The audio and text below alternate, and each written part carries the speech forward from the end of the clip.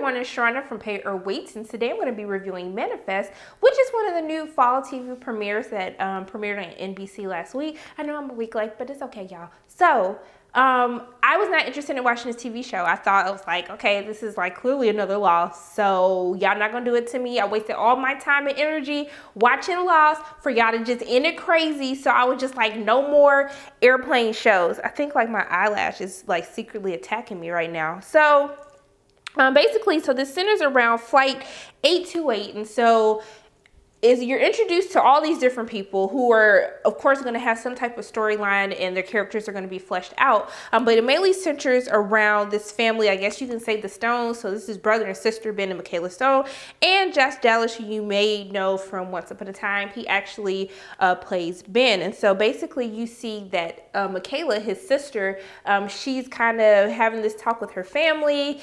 She has a fiance, but I don't think she really likes him like that. And they're telling her like, hey, get your life together. This man want to marry your dumb behind. Like, go ahead and do it. And then we see that her brother is married with 2 kids, a girl and a boy, and their little boy is sick. He has leukemia, I believe.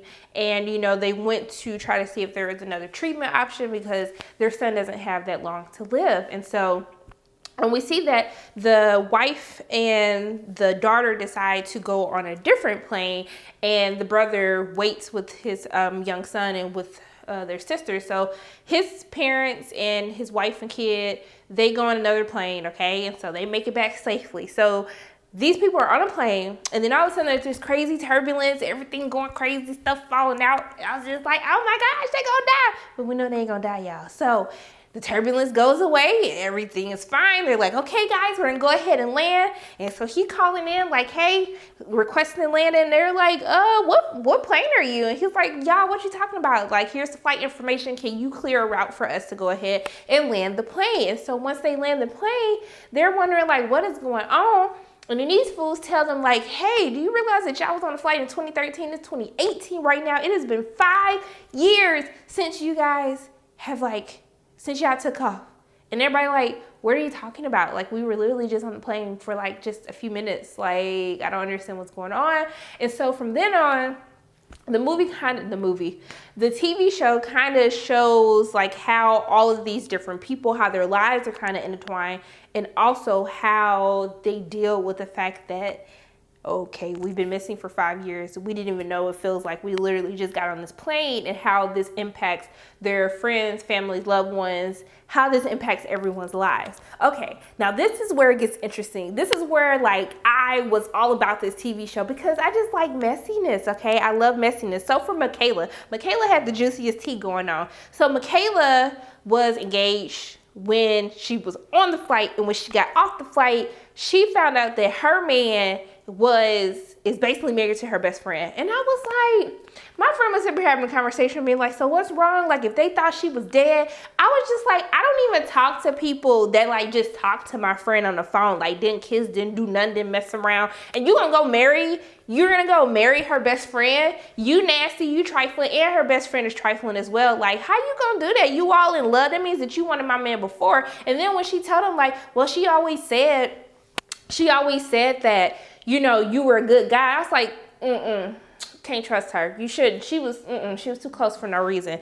So we had that going on. And then her boyfriend, he's like a detective. And it's Julio. It's Julio from Power. Remember they killed him? That's probably not his real name, but I don't have time to look it up. I could try to look it up, but that's gonna take too long. I could try. Let me see. J.R. Ramirez. Yeah, he's so fine, y'all. Oh, he's so fine. And so he's Michaela's fiance. And so he plays Jared, and so that's that whole plot. Then we found out as she's having a conversation with him that she was involved in some type of car accident where her friend died, and there was stuff going on with that. So I need to hear a little bit more about what's happening with that storyline. But the tea with the brother is, so the son had leukemia, and so basically one of the people on the plane, they were like a scientist. They submitted this research case, which actually ended up being a real study, and it was saving lives. And so the son, basically, she ends up fighting for the young kid because the doctor tried to disqualify him because they're trying to get their coins and they want to make sure they have 100% success rate. And because the young boy was so sick when he left, you know, they were just like, it's too much of a gamble to accept him to the program. So she fights for the young boy to like get into the program. And then we see the wife and Ben have this discussion. So Grace and Ben are having this discussion, how she's telling them that she resented him because she felt as though their son wanted to stay with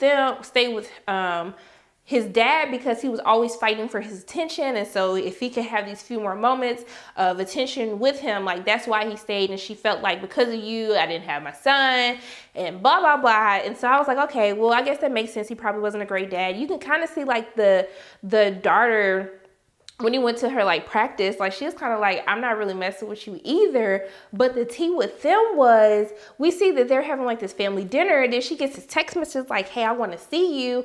And then the daughter is like, hey, like, but how long we got to stay here? So the mama done got a whole new man too. And I didn't even know, like she was welcoming them back. I thought like, okay, she was just trying to raise her daughter and just be the dutiful wife or whatever. But she got her own little side thing going on. And then the daughter kind of like, hey, I want to go with you and your side thing. Like, I'm not really rocking with dad. So those were the main things that had me interested in the TV show. But to go into, I guess, what the main point of the show is that all these people start to hear thoughts. And so the thoughts start with Michaela.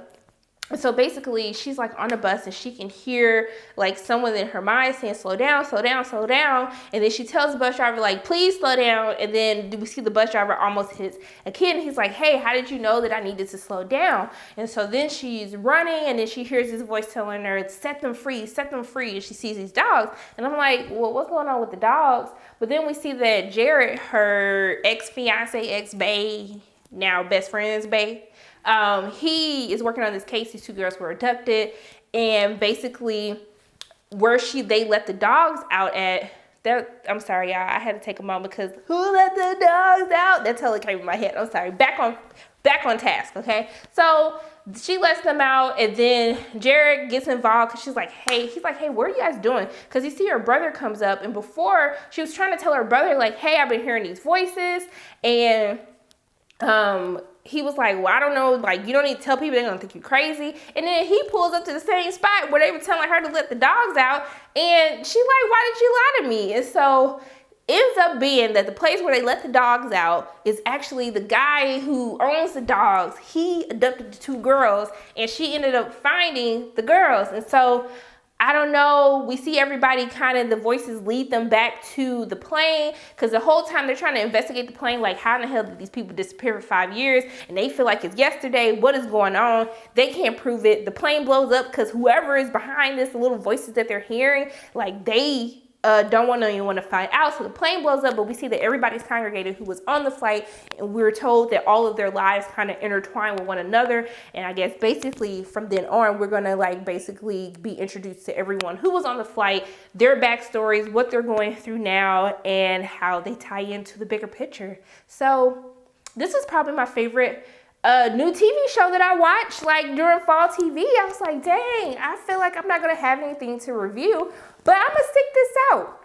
I don't know about the time that it be coming on, because I actually have to go to a movie right now. So I'm about to upload this first episode, and then I'm gonna record it, the other episode that comes on tonight, and review it. But we just gonna work with it, okay? Just work with me, y'all, because I be tired in these movies. All these movies I've been seeing 2.5 hours. But those are my thoughts on Manifest Season 1, Episode 1, the pilot review. Okay, as always, my name is Sharonda from Pay Your Weight. And if you like what you saw today, make sure you hit the like button, hit subscribe, share this video with your friends, and make sure you hit that notification bell. And I will see you soon.